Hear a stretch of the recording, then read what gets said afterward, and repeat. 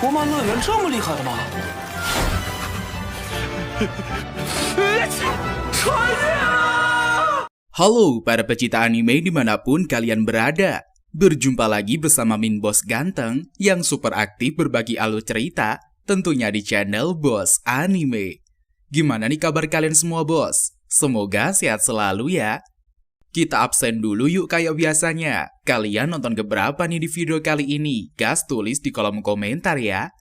Dan pada kesempatan kali ini, Mimin akan menceritakan sebuah donghua yang super keren nih. Donghua ini berjudul Demon Spirit Seed Manual. Anime ini menceritakan tentang kisah dari seorang anak otaku akut. Dia ingin pergi ke festival taman hiburan Tunghi, tetapi malah masuk ke dunia isekai dan menjadi anak yang sangat diremehkan karena tidak memiliki sihir. Namun aslinya, dia adalah seorang yang terpilih yang mampu memiliki kekuatan dewa penghancur. Tidak bosan-bosannya Mimin mengingatkan kepada kalian semua untuk like dulu video ini ya, dan bantu sampai tembus ke 1000 like lah, agar Mimin semakin semangat nih untuk membawakan sebuah alur cerita anime ataupun donghua lainnya yang lebih seru. Gimana? Udah penasaran belum? Dan tanpa berlama-lama lagi, langsung saja kita menuju ke alur ceritanya. Sikat bosku!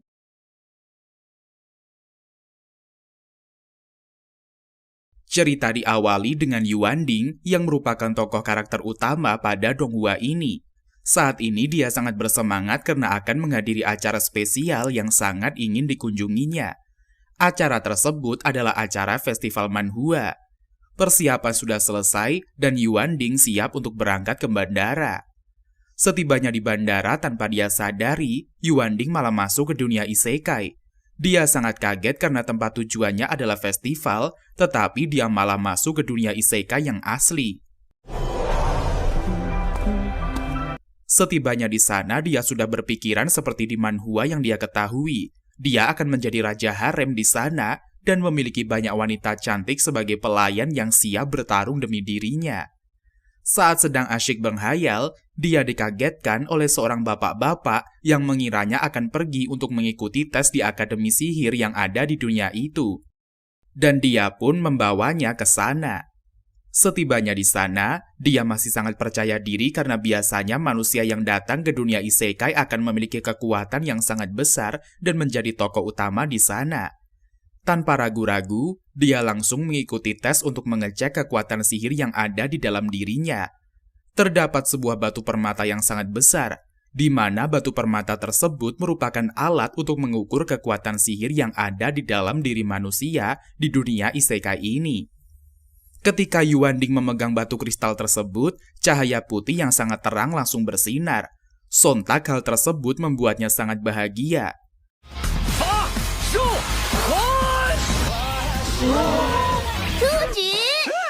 Di tengah kebahagiaannya itu, para pengawas ujian langsung menyatakan bahwa Yuanding tidak lolos dan didiskualifikasi. Seperti yang dijelaskan oleh para pengawas ujian, benua mereka bernama Toya itu memiliki kekuatan sihir yang tidak terbatas. Namun kekuatan sihir yang dimiliki oleh Yuanding sangatlah kecil, bahkan bisa disebut tidak ada sama sekali. Hal tersebut otomatis membuatnya tidak lolos karena syarat utama untuk masuk ke akademi adalah memiliki kemampuan sihir. Yuanding pun akhirnya pergi dari tempat tes akademi dengan sangat kecewa dan murung. Setelah dia pergi dari sana, Yuanding bertemu dengan bapak-bapak yang tadi membawanya untuk mengikuti tes di akademi. Si bapak pun menyemangati Yuanding bahwa orang seperti mereka di sana juga tetap bisa menjadi tukang kebun yang hebat di sana. Karena ternyata kekuatan unik Yuanding adalah menumbuhkan tanaman. Pada saat Yuanding sedang belajar untuk sihir penumbuhan tanaman, dia tidak sengaja mendengar suara yang berasal di dekatnya, di mana suara tersebut adalah suara cewek yang diketahui bernama Sasha yang sedang bermesraan dengan dua cowok. Namun ternyata kehadiran Yuanding dirasakan oleh Sasha. Dia langsung meminta kepada para cowok untuk menangkap Yuanding, dan dengan mudahnya pelarian Yuanding bisa ditangkap oleh para cowok tersebut.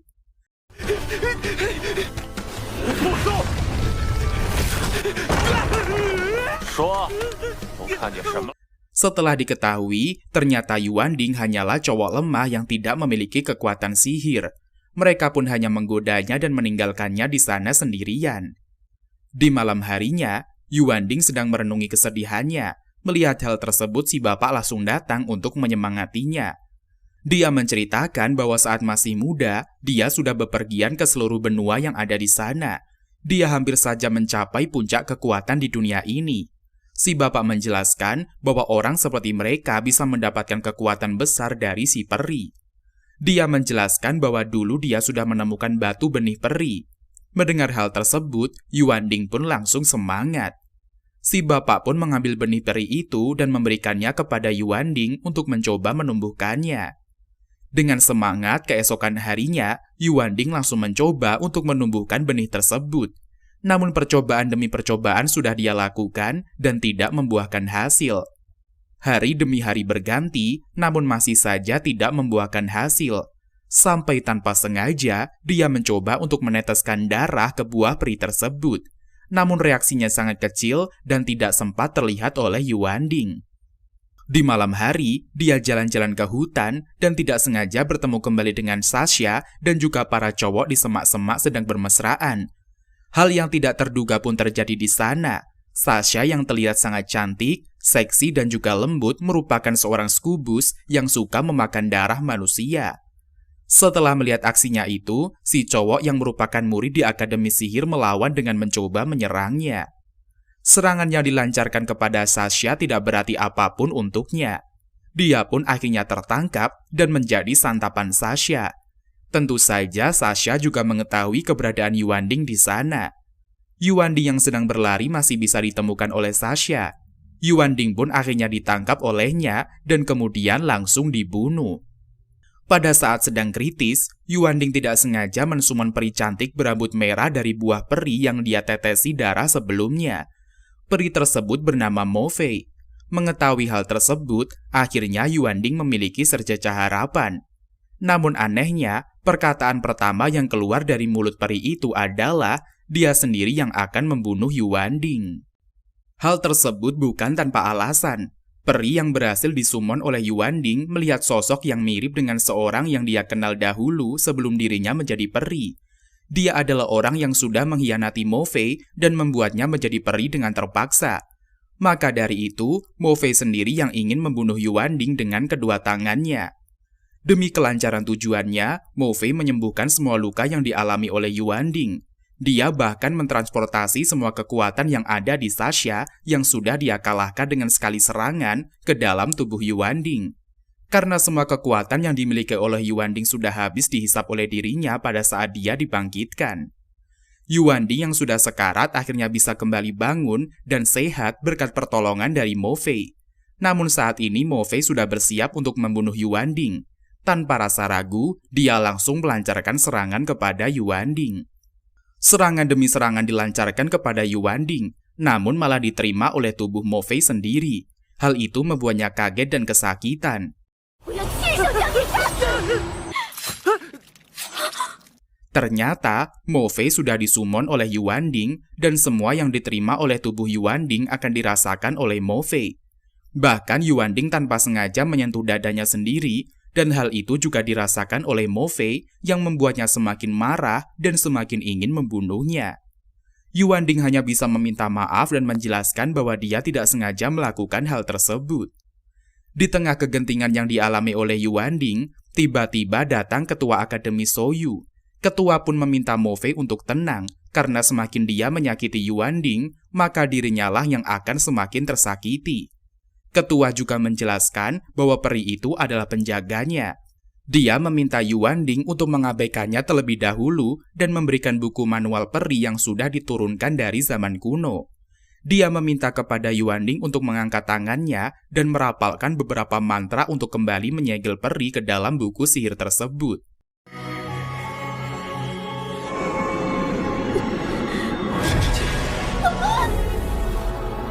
Yuanding pun dibawa oleh ketua ke akademi.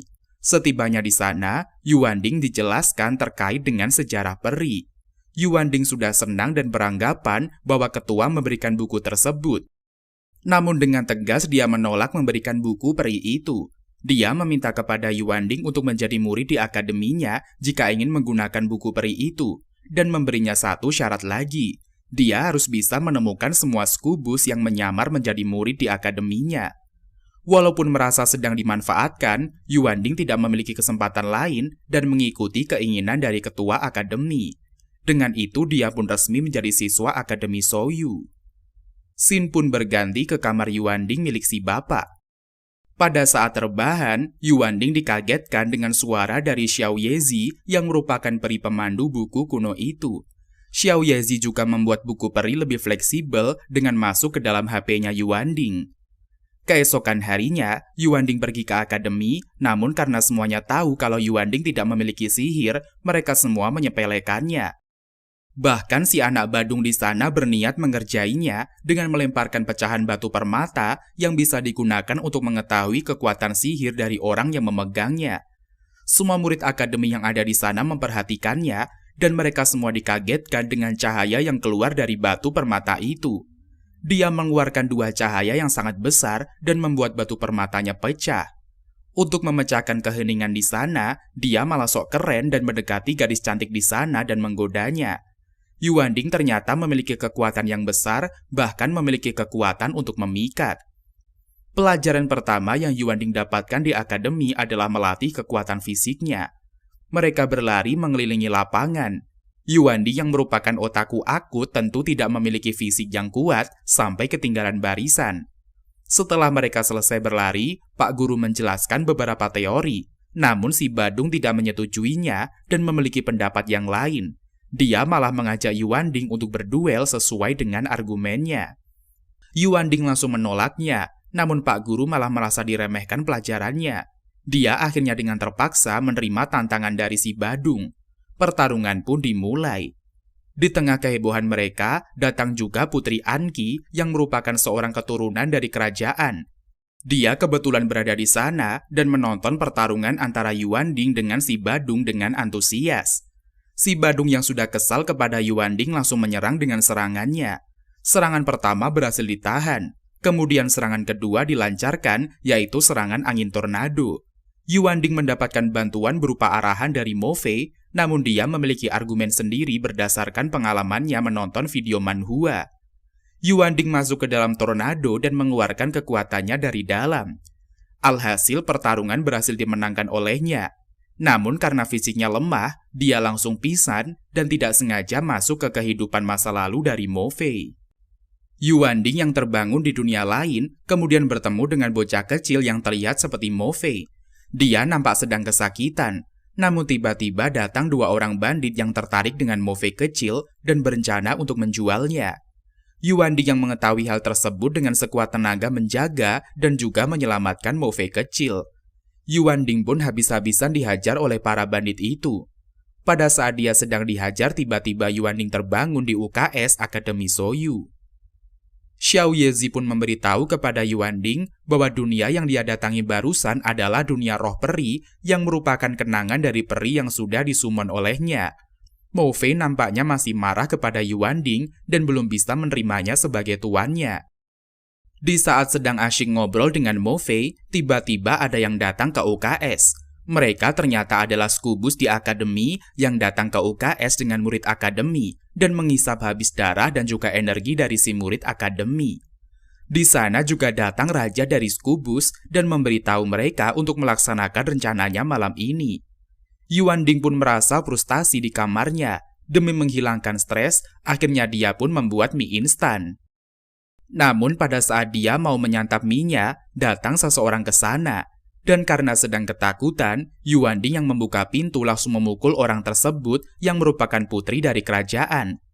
Takut ketahuan, Yuanding malah membawa putri masuk ke dalam kamarnya dan tidur bersamanya di ranjang yang sama. Pagi harinya Tuan Putri terbangun dan sangat kaget. Dia marah-marah dan kemudian memukuli Yuanding. Untuk menenangkan putri, dia akhirnya membuatkan mie instan yang lezat. Putri pun senang dan memakannya langsung. Namun tiba-tiba 2 skubus yang sebelumnya dia temui di UKS datang dan menyerang mereka. Beruntungnya, Yuanding bisa kabur dari rumah dan berlari sembari membawa putri. Sang putri yang polos hanya menganggap itu semua adalah permainan. Yuanding menjauhkan putri darinya terlebih dahulu untuk menyelamatkannya. Saat sudah sendirian, Yuanding akhirnya mensummon Mofei. Mereka pun akhirnya bertarung, dan tentu saja kedua Scubus itu adalah lawan yang mudah untuk Mo Fei. Saat sedang terdesak, Raja Scubus datang dari atas. Bukannya membantu Scubus yang sedang kesusahan, dia malah langsung menebasnya. Kini pertarungan antara Raja Scubus dan juga Mo Fei pun tidak bisa dihindarkan. Xiao Yezi langsung keluar dan panik. Dia memberitahu kepada Yuan Ding kalau Mo Fei dalam bahaya. Dia saat ini tidak dalam kekuatan sempurna, karena ikatan antara Mo Fei dan juga Yuan Ding belum sempurna. Mo Fei yang sedang bertarung ternyata memang kesusahan. Dia hampir saja dikalahkan oleh Raja Scubus. Yuan Ding yang melihat itu meminta kepada Xiao Yezi untuk memikirkan cara demi membantu Mo Fei. Xiao Yezi menjelaskan untuk meningkatkan kekuatan, mereka hanya perlu saling meningkatkan kesukaan satu sama lain. Yuan Ding akhirnya mengikuti instruksi dari Xiao Yezi untuk meningkatkan kesukaan mereka dengan membangun kembali dunia roh batin. Kekuatan spiritual Yuan Ding yang kecil tidak bisa membawanya ke sana. Namun sang putri yang polos kemudian datang dan menawarkan bantuan. Dia mau menolongnya dengan bayaran mie instan. Putri dan juga Yuan Ding pun memulai kombinasinya memasuki roh batin beri. Dia masuk ke dunia peri, di mana Mo Fei sudah tumbuh dewasa dan menjadi seorang pembunuh bayaran yang kejam dan dingin. Namun Yuan Ding yang ada di sana tidak bisa menyentuh Mo Fei, dan Mo Fei tidak bisa melihat dan merasakannya sama sekali. Ternyata, Mo Fei pernah dekat dan suka kepada seorang lelaki yang sangat mirip dengan Yuan Ding. Namun ternyata cowok tersebut hanya mendekatinya dan memanfaatkannya dengan niatan lain. Mo Fei sampai takluk dan jatuh hati kepadanya dan akhirnya masuk ke dalam perangkapnya. Yuan Ding sudah berusaha sekuat tenaga untuk memberitahu Mo Fei, namun tidak bisa didengar dan dirasakan oleh Mo Fei. Sementara itu, Mo Fei sedang bertarung dengan sekuat tenaga menahan serangan dari Raja Scubus. Dia sudah mencapai batasnya. Akhirnya dia melepaskan pedangnya dan dengan sengaja mendapatkan tusukan pedang dari Raja Scubus demi mengeluarkan segel kuat untuk menahan Raja Scubus. Yuan Ding yang saat ini masih dalam dunia roh peri ternyata bisa dilihat oleh si cowok yang mirip dengannya itu. Dia ternyata adalah orang yang memiliki jiwa yang sama dengan Yuan Ding di masa lalu. Dia terang-terangan menyatakan niatnya kepada Mo Fei untuk memanfaatkannya. Singkat cerita, Mo Fei sudah sangat kesemsem sama si cowok yang mirip dengan Yuan Ding di masa lalu. Dia bahkan mau menunggunya sampai turun hujan dan berganti hari demi cowok itu. Sampai tiba saatnya Mo Fei diserang oleh mereka. Dia masih belum sadar kalau dirinya sedang dikhianati. Sampai akhirnya Mo Fei dikepung oleh banyak penjahat yang menjadikan gadis kecil yang tempo hari diselamatkannya. Mo Fei yang sudah geram kemudian membantai mereka semua. Dan pada saat sedang memeluk si gadis kecil, Mo Fei ternyata dikhianati dan ditusuk olehnya. Saat itu datanglah si cowok brengsek yang sudah memanfaatkannya. Mereka semua termasuk gadis kecil ternyata sudah bersekongkol untuk membunuh Mo Fei. Si cowok tersebut ternyata sudah memiliki 3 peri. Karena terjadi pertentangan antara mereka, akhirnya si cowok membantai semua pasukan yang sudah bekerja sama dengannya. Mo Fei masih sempat untuk menyerang dengan sisa tenaganya. Namun karena sudah kehilangan banyak darah dan juga tenaga, dia bahkan tidak bisa melewati 1 peri milik si cowok itu sampai pedangnya patah. Mo Fei yang sudah kesakitan akhirnya jatuh dan si cowok menawarkan kepadanya untuk menjadi peri miliknya dan hidup abadi selamanya daripada mati sia-sia. Mo Fei yang sudah sangat dendam kepadanya akhirnya menyetujuinya dengan tujuan hidup untuk membunuhnya dengan kedua tangannya kelak. Yuan Ding yang ada di sana mencoba untuk membantunya, namun tidak ada yang dapat dia lakukan. Saat ini, Mo Fei sedang tersegel di sana oleh segel kuat bunga Binghua mekar. Yuan Ding teringat akan kejadian di mana Yuan Ding berhasil membangkitkan kekuatan peri Mo Fei. Dia akhirnya melakukan hal nekat dengan niat menusuk dadanya dengan pedang Mo Fei. Padahal hal itu bisa jadi dia tidak bisa bangun lagi karena dunia ini tercipta dari spiritual dirinya. Dia merasa ragu dan akhirnya menggagalkan niatnya itu. Namun Yuan Ding membulatkan tekadnya untuk menyelamatkan Mo Fei dengan cara lain. Dia pun memanjat segel bunga Binghua mekar dan mencium Mo Fei. Dia kemudian melukai tangannya dan terjun bebas hingga tertusuk patahan pedang Mo Fei yang tertancap di tanah. Yuan Ding pun sudah tertusuk dan tidak sadarkan diri. Hal tersebut membangunkan Mo Fei ke dalam dunia roh perinya. Saat ini akhirnya dia bisa merasakan dan mengetahui semua yang sudah dilakukan oleh Yuanding. Dia pun terbangun dan melihat Yuanding sedang tergeletak tertusuk pedang. Dia sadar bahwa Yuanding berbeda dengan cowok brengsek yang memanfaatkannya dan mengkhianatinya di masa lalu. Saat Mo Fei sedang menangisi kesedihannya, Yuanding sadar dan memegang kaki Mo Fei yang mau pergi meninggalkannya sambil menangis. Mereka akhirnya bersama dan mencoba untuk membuat fusion. Yuanding akhirnya tersadar di akhir kekuatan sihir putri yang sudah mau habis dan hal itu membuatnya pingsan. Yuanding dan juga Mo Fei akhirnya mencoba fusion, di mana mereka menyatukan kekuatan. Mo Fei menjadi satu dengan Yuanding dan membuat Yuanding berubah bentuk menjadi peri yang sangat kuat. Yuanding akhirnya bertarung dengan Raja Scubus. Dia nampak dengan mudah bertarung dengan Raja Scubus itu. Pada saat sedang menikmati pertarungan, Yuanding disadarkan oleh Xiao Yezi bahwa waktu fusion sudah hampir habis. Dia pun akhirnya mengeluarkan serangan terakhir dengan kuat dan mengalahkan Raja Scubus dan menciptakan ledakan hebat. Yuanding pun terbangun dengan keadaan yang sudah lepas dari fusion. Dia berdiri ditemani oleh Mo Fei. Kali ini mereka sudah memiliki ikatan sepenuhnya. Namun dengan bodohnya, Yuanding malah dengan polosnya mengelus tanduk Mo Fei yang merupakan perubahan dari benang sarinya. Tentu saja Mo Fei marah. Setelah mereka bertarung, datanglah ketua akademi. Dia datang untuk menepati janjinya dan memberikan buah peri jika dia berhasil mengalahkan dan juga membunuh semua Scubus di akademinya. Keesokan harinya, Yuanding sedang berada di dalam kelas. Pagi itu mereka kedatangan dua murid baru pindahan yang sangat cantik. Dan mereka adalah Putri Anqi dan juga Mo Fei. Mereka pun memperkenalkan diri. Pak Guru akhirnya menyuruh mereka untuk memilih tempat duduk sendiri. Tentu tempat duduk yang mereka pilih adalah di sebelah Yuanding. Dia pun terbangun dengan kehadiran mereka. Putri Anqi yang polos menceritakan kejadian yang sudah dialami mereka. Dia sudah menginap dan tidur bersama dengan Yuanding. Dan Mo Fei pun membenarkan kejadian itu. Sontak saja semua siswa laki-laki di kelas itu marah kepada Yuanding karena mereka iri kepadanya sampai akhirnya mengejarnya ke sana kemari. Beruntung Yuanding bisa bersembunyi di semak-semak. Yuanding yang sudah lepas dari kejaran akhirnya pergi ke perpustakaan akademi untuk mempelajari lebih banyak ilmu tentang sihir. Dia pun tiba di perpustakaan dan meminta buku sihir yang berkaitan dengan sihir benih tanaman, kemudian mantra yang mempercepat pertumbuhan benih dan tanaman, dan juga sihir untuk mengendalikan pola pertumbuhan tanaman. Akhirnya si kakak penjaga perpus pun memberikan semua gulungan sihir yang diminta oleh Yuanding. Tapi sayang, dia tidak bisa menumbuhkan buah peri dengan sihir tersebut. Akhirnya dia bertanya kepada Xiao Yezi bagaimana cara menumbuhkan buah peri. Xiao Yezi memberitahu Yuanding untuk memberikan buku dan juga gulungan kepadanya. Dia dapat mempelajari dan menggunakannya dengan cara memakannya. Buku dan juga gulungan sihir itu langsung dimakannya dan berhasil mengupgrade dirinya. Kini dia meminta kepada Yuanding untuk memberikan buah peri yang dimilikinya dari ketua akademi. Percobaan penumbuhan buah peri pun dilakukan, namun setelah semua tahapan dilakukan, tidak terasa sudah 1 minggu berlalu dan tidak kunjung ada perubahan. Yuanding sedang ditemani oleh Mo Fei masih menunggu hasilnya.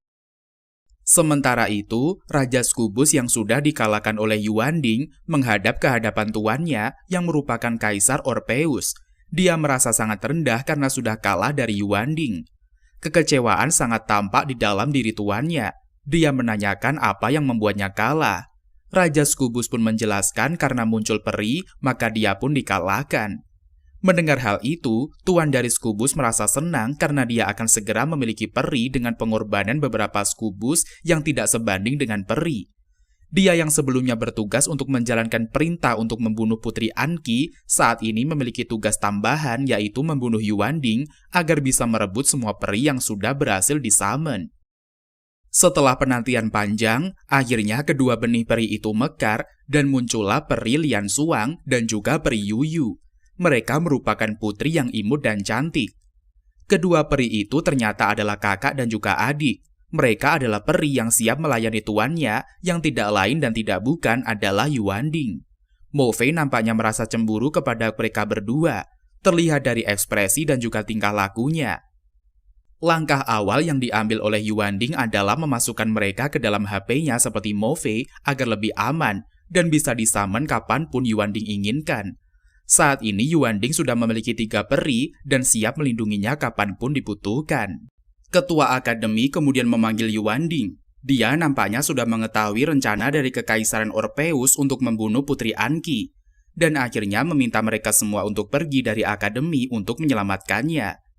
Demi tekad untuk membebaskan para peri, akhirnya dia menyetujui itu dan pergi dari Akademi. Kepergian mereka dihadiri oleh semua siswa dan juga siswi Akademi di sana. Sebelum pergi, penjaga perpus memintanya untuk mencari bahan demi memperkaya perpustakaan yang ada di Akademi. Seperginya mereka dari Akademi, mereka tiba di danau dan bertemu dengan naga yang bernama Georgie. Sang naga yang berencana untuk merebut peti itu mengajak Yuanding untuk bertarung. Namun pertarungan dengan strategi matang akhirnya berhasil dimenangkan oleh Yuanding. Dia pun menerima peluit dari si Georgie yang bisa digunakan kapanpun untuk memanggilnya dan juga membantunya. Setelah bertarung dengan naga, saat ini mereka sudah tiba di Hotel Sung Wushang. Hotel itu berada di dekat danau yang sangat luas dan indah. Ada tempat untuk berjemur dan bersantai dengan pemandangan indah bunga persik atau ingin berbelanja dengan fasilitas yang lengkap.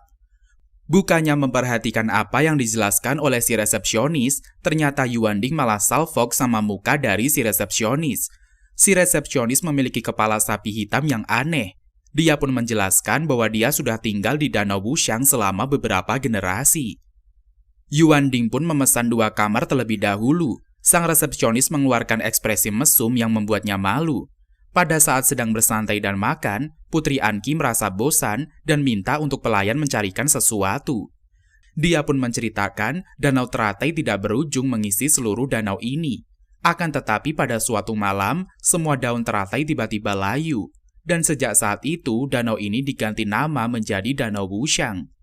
Lian Xuang ternyata sedang menahan amarah dan pergi dari sana. Yuanding yang melihat hal itu langsung mengejarnya dan menanyakan apa yang terjadi, karena dari tadi dia terlihat murung. Setelah mereka berduaan, Lian Xuang akhirnya menyatakan perasaannya yang ternyata dia sama seperti Mo Fei yang dulu ingin membunuhnya. Ternyata Lian Xuang mengalami hilang ingatan dan hanya memiliki perasaan saja. Dia hanya ingin hidup bahagia dengan adiknya. Dia yang hilang ingatan disarankan untuk menetap di sini oleh Yuanding karena Lian Xuang masih ingat bahwa pelayan dari dulu adalah si kepala sapi hitam. Dia berharap Lian Xuang bisa mengingat lebih banyak kenangan yang sudah terlupakan. Mendengar hal itu, Lian Xuang malah berteriak dan tidak ingin mengingat masa lalunya. Dia malah marah dan mendorong Yuanding dan mendekatinya seperti ingin membunuhnya. Lian Xuang pun menyerang Yuanding dengan sihirnya, namun sama dengan yang terjadi kepada Mo Fei. Serangan itu malah kembali menyerangnya. Ternyata dari tadi terdapat seorang asasin yang sedang memperhatikan mereka.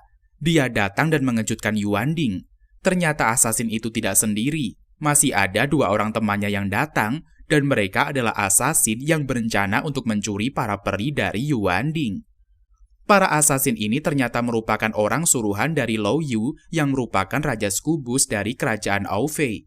Yuanding yang memiliki peluit memanggil naga langsung mengeluarkannya dan memanggil naga itu. Sang naga Georgie pun datang. Tidak diduga-duga, sang naga malah membantu para asasin dan membelot dari Yuanding. Akhirnya pertarungan pun terjadi. Para peri bertarung dengan 3 asasin dan Yuanding sedang bertarung dengan naga. Dia pun sampai terjatuh ke danau. Pertarungan sengit terjadi dan tidak sengaja Yuanding membuka segel danau yang sudah lama terkubur. Dia tidak sengaja mengangkat batu yang selama ini menutupi sihir yang ada di danau tersebut. Segel itu pun menarik dirinya dan juga sang naga ke dalam dunia peri Lian Xuang. Mo Fei melompat ke danau demi menyelamatkan Yuanding, namun usahanya tidak membuahkan hasil. Karena sedang terdesak, akhirnya para asasin memberitahu kepada Raja Scubus keadaan mereka. Saat ini si Raja Scubus sedang berada di kamar tempat Putri Anki beristirahat. Dia berencana untuk membunuh sang putri secara langsung. Namun pada saat Luo Yu mau mengeksekusi Putri Anki, dia menangis karena selama ini dialah yang sudah menjaga putri dari kecil. Beruntung Yuanding yang sudah mengetahui rencananya memasang tameng dalam diri Putri Anki, sehingga serangannya berhasil digagalkan. Sang putri pun terbangun dan langsung memeluk Luo Yu. Yuanding tanpa sengaja masuk ke dunia roh peri Lian Shuang yang akhirnya masuk ke masa lalunya. Dia kembali bertemu dengan si cowok brengsek yang mirip dirinya bernama Cat. Yuanding saat ini sedang bertemu dengan Lian Shuang. Tangannya yang terkena luka gores saat ini diketahui oleh Lian Shuang dan dia memintanya untuk mengobati tangan Yuanding yang terluka. Namun ekspresinya berubah dari sangat ramah tiba-tiba menjadi suram, sehingga membuat Yuanding ketakutan. Ternyata Lian Shuang tidak bisa membiarkan orang terluka, namun dia malah menutupi Yuanding dengan perban seperti mumi. Setelahnya, dia pun memperbaiki perban dan hendak pergi. Cat yang sedari tadi berdiri dan memperhatikan mereka kemudian berkata, "Apa kamu tidak ingin menanyakan siapa namanya?" Yuanding pun langsung memanggil Lian Shuang kecil dan bertanya, "Nona, permisi, siapa namamu?" Si Nona yang sudah mengobatinya ternyata bernama Lian Luo, si gadis masa kecil Lian Shuang yang kehilangan ingatan bernama Lian Luo. Setelah Lian Luo pergi, Cat akhirnya menukarkan kembali keberadaannya dengan Yuanding. Dia melepas ikatan perban di tangannya dengan memukul pohon. Alhasil, si naga Georgie yang terseret ke dunia peri itu jatuh. Namun saat ini si naga Georgie sangatlah kecil dan imut. Cat pun mengangkatnya dan memintanya menjadi bawahannya. Georgie sempat menolak, namun Cat kemudian berkata, "Aku akan mempertimbangkan membawamu kembali ke dunia nyata." Dia bahkan mengancam si naga kecil Georgie untuk menjadi hidangan makan malamnya. Mendengarkan hal tersebut, dengan terpaksa akhirnya dia mau. Lian Luo adalah seorang anak yang periang, di mana kesehariannya adalah menjual tanaman obat-obatan. Dia ingin mencari cara untuk menyembuhkan saudaranya. Cat dengan strateginya mendekati Lian Luo sebagai cowok tampan, baik hati dan juga penolong. Dia menemani Lian Shuang ke Gua Hui, dan setibanya di sana, mereka menemukan akar Hui. Namun akar Hui di sana dijaga ketat oleh monster yang sangat kuat. Akan tetapi berkat kegigihannya, Lian Luo kecil berhasil mengambil akar Hui yang dicarinya. Namun perbuatannya tentu memicu kemarahan dari monster penjaga di sana. Mereka sampai dikejar ke tepi jurang oleh monster tersebut. Walaupun lemah, Lian Shuang tetap memberanikan diri untuk melawannya hanya dengan sebatang ranting. Lian Luo hampir saja mati diinjak oleh monster tersebut. Tetapi dia diselamatkan oleh Cat. Dan dengan mudahnya, Cat mengalahkan monster itu hanya dengan jentikan jari. Sementara itu, Yuanding masih berada di Gua Hui dalam kondisi yang mengenaskan. Cat yang sudah membantu Lian Shuang bahkan memberitahu kepada Lian Luo bahwa dia bisa memberikan ramuan obat yang mungkin bisa menyembuhkan saudaranya. Ramuan tersebut bernama ramuan ginseng, namun syarat untuk mendapatkan itu tidaklah mudah. Lian Shuang harus mengorbankan dirinya. Cat dengan strateginya akhirnya menyatakan cinta kepada Lian Luo. Walaupun Lian Luo masih menghindarinya, namun dia tidak bisa menyembunyikan perasaannya kepada Cat melalui ekspresi di wajahnya. Keesokannya, Lian Shuang yang ingin mencari tanaman obat bertemu dengan Cat yang sedang tiduran di pinggir danau. Dia seakan sudah mengetahui apa yang ingin dilakukan oleh Lian Shuang dan sudah menyiapkan perahu di pinggir danau. Mereka akhirnya pergi ke danau. Di tengah danau, Lian Shuang tiba-tiba batuk dan muntah darah dan akhirnya dia pingsan. Dia pun akhirnya terbangun saat malam dan sudah ada di rumah sakit. Melihat adiknya yang terbangun, maka Lian Shuang pun mau menyuapinya. Namun makanan itu ditolak sampai mangkuknya pecah.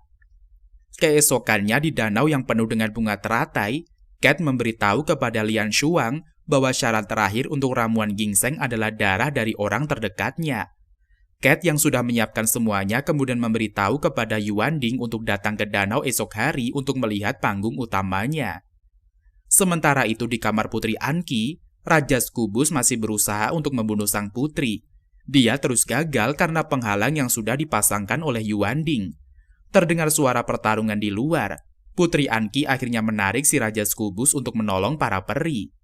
Namun si Lou Yu malah menyerang peri. Di sana akhirnya terbongkar semua rencana pembunuhan Putri Anki.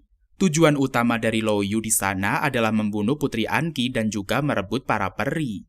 Sin pun berpindah kembali ke dunia peri, di mana Cat dan juga Lian Luo sedang ketemuan dan berpelukan.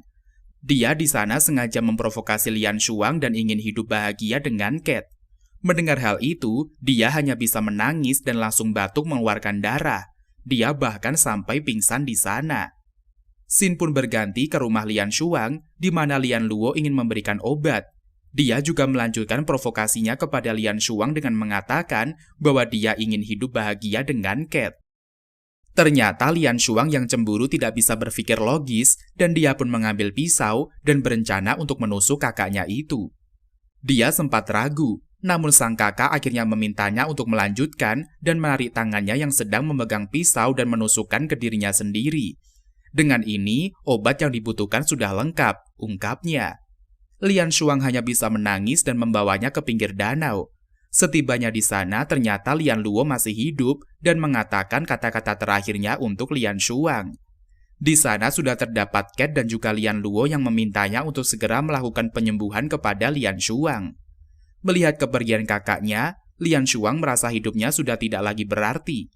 Dia membawa kakaknya ke tengah danau dengan tujuan untuk bunuh diri. Saat itu juga kesempatan datang sesuai rencana dari Cat. Dia menawarkan solusi kepadanya jika ingin hidup abadi. Dia menawarkan kepada Lian Shuang untuk menjadikan mereka sebagai peri. Tumbuhlah pohon teratai yang sangat besar dan indah. Namun Lian Luo gagal berevolusi dan Lian Shuang menghapus ingatannya. Mengetahui hal tersebut, Yuan Ding pun marah dan mencoba untuk memukul Cat. Namun karena dia lemah, justru malah dirinya lah yang mendapatkan beberapa pukulan. Melihat keteguhan Yuan Ding, Cat memberikannya kesempatan untuk mencoba merubah jalan cerita peri dan menjadikannya happy ending. Cat akhirnya memberikan kesempatan kepada Yuan Ding untuk mencoba merubah alur dari Lian Shuang dan juga Lian Luo. Kali ini Yuan Ding mencoba untuk merubah ending dari kisah hidup Lian Shuang dan juga Lian Luo. Namun usaha pertamanya gagal. Dia pun meminta kesempatan kembali kepada Cat. Dia bilang kepada Cat bahwa dirinya memiliki cara untuk merubah alur kisah hidup mereka. Kesempatan pun diberikan oleh Cat. Hari demi hari berjalan sesuai dengan kisah yang dia ketahui. Beberapa adegan dia lakukan sesuai dengan yang diharapkannya. Dan tibalah di mana malam penusukan yang akan dilakukan hampir terjadi. Dia meminta untuk berhenti dan merebut pisau yang ada di tangan Lian Shuang. Yuan Ding pun memberikan beberapa kata motivasi kepada mereka, di mana banyak orang cacat di dunia ini yang masih ingin bekerja dengan layak, dan usahanya pun berhasil. Walaupun dia sudah berhasil, Cat menyampaikan kepada Yuan Ding untuk tidak membuang energinya di sana, karena dunia ini terbentuk dari masa lalu. Jika dunianya runtuh, maka itu tidak dapat merubah apapun. Yuan Ding hanya bisa menangis dan berkata, "Jadi, apakah semua usahaku? Apakah benar itu tidak berguna?" Xin pun berganti ke dunia lain. Yuan Ding sedang menangisi usahanya yang sia-sia. Tiba-tiba saja, Lian Shuang datang dari genggaman tangan Yuan Ding dan berterima kasih kepada Yuan Ding karena sudah berusaha untuk menyelamatkannya. Dia pun langsung mencium Yuan Ding. Cat yang sedari tadi berada di sana kemudian mengejutkan mereka dengan tepuk tangannya. Dia berkata walaupun semua usaha yang sudah dilakukan Yuan Ding, hal tersebut tetap tidak bisa merubah masa lalu dari Lian Shuang. Mendengar hal itu, Lian Shuang membantah ucapan Cat. Masa lalu memang tidak dapat dirubah, namun Yuan Ding berbeda dengan Cat. Dia sudah membantunya sekuat tenaga dengan tulus. Dia pun berkata bahwa masa lalu memang tidak bisa dirubah, namun masa depan saat ini sedang menanti dan bisa mereka rubah bersama. Saat itu pun mereka saling berpegangan tangan dan bersiap kembali ke dunia isekai. Di saat pertarungan sedang berlangsung, Yuan Ding tiba-tiba muncul dari dalam danau dan menunggangi sang naga Georgie. Kini dia sudah benar-benar berpihak kepada Yuan Ding dan bersedia untuk membantunya. Georgie pun menghampiri Putri Anqi. Demi menyelamatkannya, dia membawanya menaiki naga Georgie. Pertarungan pun semakin pecah. Saat itu Lian Shuang meminta kepada Yuan Ding untuk menyatukan kekuatannya seperti yang dia lakukan dengan Mo Fei. Alhasil mereka pun bersatu dan membuat Raja Scubus kesusahan. Para asasin pun satu demi satu berhasil dia kalahkan. Kemudian, teriakan dari Putri Anqi terdengar. Nampak sang naga Georgie sedang dalam kesusahan karena ikatan dari si asasin. Namun dengan mudahnya Yuan Ding memotong tali yang terikat ke naga dan membantai habis asasin tersebut. Kini Luo Yu sangat marah. Dia akhirnya melepaskan kekuatan besarnya bernama Aurora Dragon Sword. Energi yang terpancar dari dalam dirinya sangatlah kuat dan menakutkan. Melihat hal tersebut, Yuan Ding pun meminta kepada Mo Fei untuk ikut menggabungkan kekuatan dengannya. Dia pun langsung datang dan menyatu dengan Yuan Ding. Mereka menciptakan kekuatan yang lebih dahsyat, bahkan rambut Yuanding kini menjadi panjang seperti Morphe. Kekuatan itu bernama penggabungan dua peri. Hanya sedikit kekuatan yang Yuanding berikan dan bisa menyakiti Luoyu. Kini pertarungan keduanya pun tidak lagi bisa dihindarkan. Sang putri hanya bisa berteriak dan meminta mereka untuk menghentikan pertarungannya. Luoyu sampai terpental jauh ke belakang. Kini Yuanding kembali mengeluarkan serangannya. Kali ini dia menyerang dengan tembakan kristal yang sangat banyak. Luoyu sampai mengeluarkan jurus 1000 bayangan, namun masih tetap kalah dan juga terpental jauh. Pada saat Yuanding ingin mengeluarkan senjata terakhirnya, Putri Anqi berdiri di hadapan Luoyu. Dia berteriak untuk menghentikan semua pertarungan ini sembari menangis. Luoyu pun pergi dari sana. Kemudian bunga teratai yang sudah hilang kini kembali tumbuh di danau. Ternyata Lian Shuang memilih untuk menetap di sana dan menemani jiwa Lian Luo, kakaknya yang ada di sana. Dia pun menjadi peri yang damai di danau tersebut. Dia berpesan kepada Morphe untuk tidak lagi cemburu kepadanya. Dia pun hanya bisa tersipu malu. Dia meminta kepada Morphe untuk menjaga Yuanding tuannya. Kemudian peri Yuyu berkata, "Berarti saat ini tidak bisa bersama kakak lagi dong." Lian Shuang pun menjawab kalau dia memiliki tuan dan bisa bersamanya, dan dia memiliki banyak teman. Lian Shuang percaya kalau Tuan Yuanding akan memberikannya banyak kebahagiaan. Dengan begitu, kini dia hanya memiliki Yuyu dan juga Morphe. Yuanding pun akhirnya mengajak putri untuk pergi. Mereka melanjutkan perjalanan dengan menaiki naga Georgie. Di perjalanan mereka, Putri Anqi menceritakan kepada Yuanding bahwa dia menerima buah peri dari ketua akademi. Hal tersebut juga ternyata yang sudah menjaganya hingga pembunuhan terhadap dirinya tidak bisa dilakukan oleh Luoyu. Dan cerita pun bersambung sampai di sini. Gimana guys? Apakah kisah dari bocah otaku ini kalian suka? Tulis di kolom komentar ya. Dan kalian juga bisa request loh anime atau donghua apa yang kalian anggap seru dan nanti akan Mimin bahas ya. Dan mungkin sampai di sini dulu perjumpaan kita pada video kali ini. Jangan lupa like, komen, dan subscribe-nya agar Mimin semangat untuk membahas alur anime yang lebih menarik ke depannya. Terima kasih.